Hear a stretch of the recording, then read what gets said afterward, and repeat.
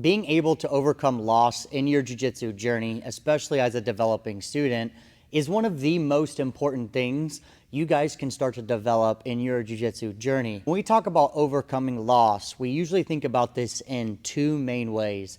The first way is overcoming loss in the gym while training jiu-jitsu, and then also overcoming loss in a sense of competition. I want to break down both of these aspects and why it's actually very normal to experience it, and how you can maybe start to reframe your mindset and rewire your mindset to view loss in more of a positive way when training jiu-jitsu. So we'll break it down right now. How's it going, everyone? My name is Chasen. I'm a jiu-jitsu black belt. I've been teaching and training jiu-jitsu now for over 14 years. So if you guys like all things jiu-jitsu, make sure you hit that like and subscribe button down below. That way you never miss the latest video whenever it comes out. I remember personally when I was coming up in jiu-jitsu, I was a smaller guy. I'm about 5'6", and at that time I was about 135 pounds. Majority of the people that I trained with, I got absolutely dominated and just smashed against. And I didn't even win my first jiu-jitsu competition or match until I had competed into about 3 or 4. So experiencing loss is going to be something that happens in everyone's jiu-jitsu journey. Why is this so impactful to us in the beginning of our career?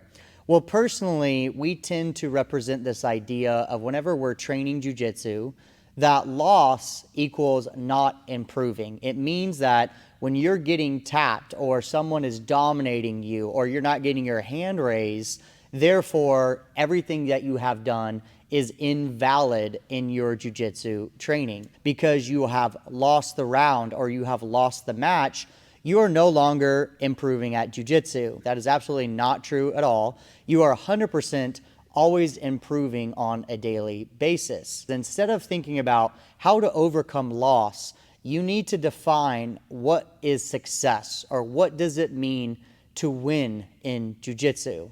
So in the beginning of your career, I often see students look at winning and losing as very black and white. It's either that if I get tapped in the round of training, or if someone dominates me and I never get top position, therefore I lost or I'm losing a round. If I'm in a competition, if I don't get my hand raised, therefore I am not winning. Therefore I am losing and I did not move on to the next match, or now I'm eliminated from my tournament. We have to separate the idea as overcoming defeat or overcoming loss equals not progressing. Those aren't the same things, but those are often the only ways that students have actual metrics of deciding what they need to improve on in jiu-jitsu, or determining if they're actually improving moving forward. The other day, I had a student who enrolled in a coaching call with me, and he was interested in joining my program. And what I do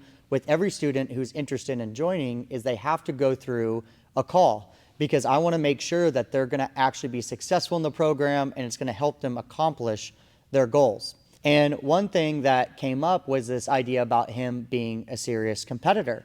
We had figured out that one reason why he likes competing a lot was that it had determined if his progression was actually moving forward. He was saying, oh, yeah, when I like to compete because that's one of the only ways I can know that I'm progressing. What I posed the question to him was, what if you could never compete again in jiu-jitsu? Do you have any other way of determining if you're progressing outside of being promoted via your belt rank? And he kind of paused for a second and he thought about it and he was like, wow, not really. I don't really have another way. I guess just how I'm performing in the gym. And I go, yeah, but there's a lot of ways that you can perform in the gym that's not necessarily winning or that's not necessarily losing. So he was a blue belt. So I said, when you go against your black belt level instructor who can do anything he wants, if you get tapped less than 5 times, would you consider that a successful training round? Well, yeah, absolutely. That'd be awesome. If he destroys me 10 times and I only get tapped 5, that's a 50% improvement. And I go, yeah.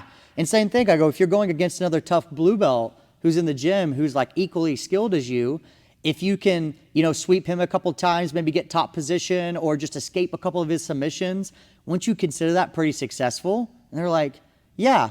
But either way, you didn't necessarily tap or win the round. That's why it's so important that you find other ways to kind of overcome defeat or figure out other metrics to figuring out what it means to win or what it means to progress. If you guys are enjoying this video, leave me a comment down below. What does it mean to be successful in your jiu-jitsu journey, or what are some ways that you tend to overcome loss in your jiu-jitsu journey? A lot of people read the comments and they get a lot of helpful advice, so leave some advice down for someone below. One of the main ways that I like to encourage students in order to kind of reframe this mindset, or easier ways to overcome loss, whether they're in a training environment or you're in a competition environment, is really start taking some kind of a log or a journal that you do either on a weekly or a daily or every time you compete basis.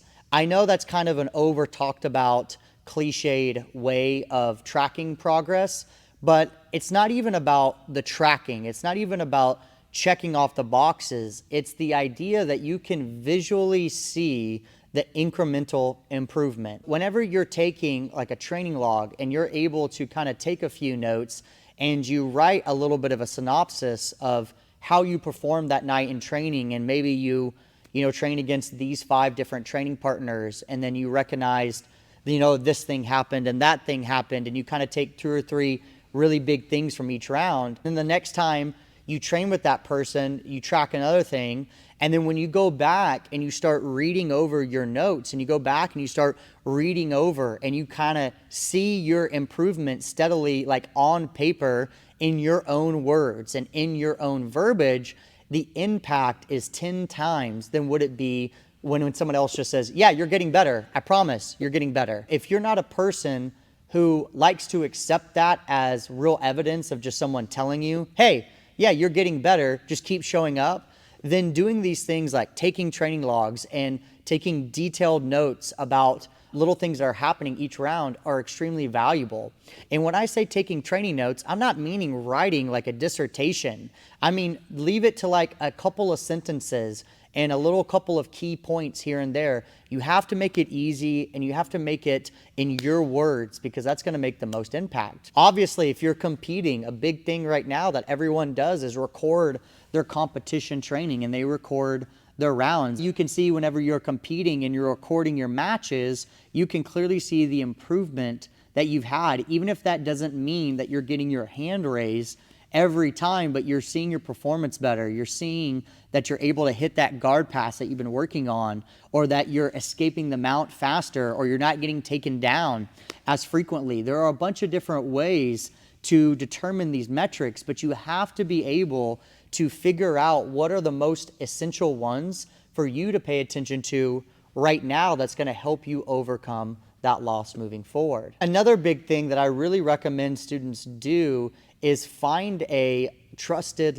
authority, or find a trusted training partner, or like an assistant coach or your head coach, or whoever you have access to, that you can really bounce ideas off of, and that you can really ask questions and get feedback, and someone that you trust, and someone that's just not bullshitting you about what you need to do to get better in jiu-jitsu. I know there's a lot of people out there that will say, the coach is just promoting me because they don't want me to leave the gym, and it's all about the money, and they want my membership. So yeah, they're not going to promote me. What I hear in all of that is that you don't trust where you train, or you don't trust the coach, or you don't trust the school. And whether that's the school's fault or your own insecurities, either way, for some reason you don't trust whatever is being given to you or being done for you. You have to be able to have some authority or some type of person who you can trust, that when they give you crucial feedback or they give you advice or help, you have to know that it's for your best intention. And it's not just because they want to give you a belt or keep your money or take your money. They're really trying to help you in your jiu-jitsu journey. I personally love teaching jiu-jitsu. This is what I do full time and for a career. There's a lot of other ways to make a way better money than teaching jiu-jitsu. And I think a lot of jiu-jitsu instructors would say this. And so 9 times out of 10, if they are running a jiu-jitsu school and they're giving you advice or they're trying to coach you, you have to know that it's with good intent 9 out of 10 times.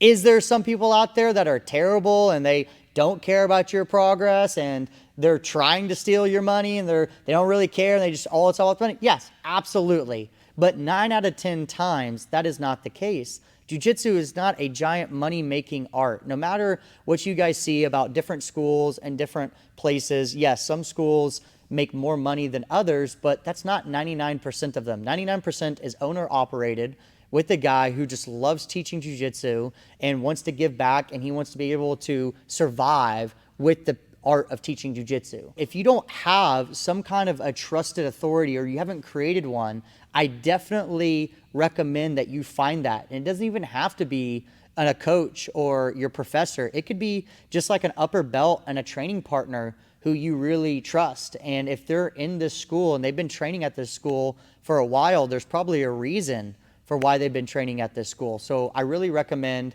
that you maybe bounce some ideas off them, you form a relationship, maybe you ask them some questions about your progress, and that can be very helpful as well too. That's gonna be it for this video. If you guys enjoyed it, please leave me a comment down below. If you guys are looking for more help and you're needing more of a trusted authority inside of your jiu-jitsu journey, or you're looking for more guidance and help, you can apply to be a part of my coaching program down below, which is where I work with you. We give you direction for your jiu-jitsu. We start to figure out what gaps and weaknesses you have, and then we put a plan in place for you to systematically improve those and start turning those into strengths and start developing your jiu-jitsu in a more accelerated path. So if you're interested in that kind of stuff and you think that that would be very beneficial, make sure you apply down below. And with that being said, I'll see you guys in the next one.